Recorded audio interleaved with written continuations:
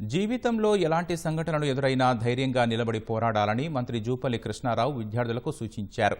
నిర్మల్ జిల్లా బాసర ఆర్జేయూ కేటీలో మంత్రి పర్యటించి పలు అభివృద్ధి పనులకు శంకుస్థాపన చేశారు. ముందుగా బాసర చేరుకున్న మంత్రి సరస్వతి అమ్మవారిని దర్శించుకున్నారు. అనంతరం బాసరలో 5,75,00,000 నిధులతో 30 పడకల ఆసుపత్రికి శంకుస్థాపన చేశారు.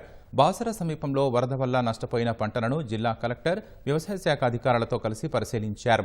అనంతరం ఆర్జీయూ కేటీలో 1,50,00,000 నిధులతో పునరుద్ధరణ పనులకు శంకుస్థాపన చేశారు. విద్యార్థులతో మంత్రి ముఖాముఖి నిర్వహించారు.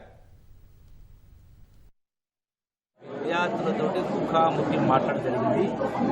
వాళ్ళ సమస్యలు చెప్పడం జరిగింది. వాళ్ళు ప్రశ్నలు అడిగిన సమాధానం చెప్పిన, నేను కూడా వాళ్ళ సమాధానం చెప్పడం జరిగింది. లైఫ్ అంటే జీవితం అంటే 200 జీవించాలంటే కష్టపడాలి. చదువు, ఆటపాట, ఆరోగ్యాన్ని కాపాడుకుంటూ, ఆటపాటలు నేర్చుకుంటూ మన బ్రతుకులు సమాజానికి బ్రతికించే కార్యం చేయాలి. రెండవది ఆత్మహత్యలు అనేది ఇంటికి వాళ్ళు తీసుకునే కార్యక్రమాలు, అటువంటి వాటికి ఒడిగట్టవచ్చు, ఏ విధంగా బ్రతకవచ్చు రకరకాల. రెండవది యువత యొక్క రకరకాల వ్యసనాలకు బానిసలు కావద్దని చెప్పి వాళ్ళు చెప్పడం జరిగింది. రైట్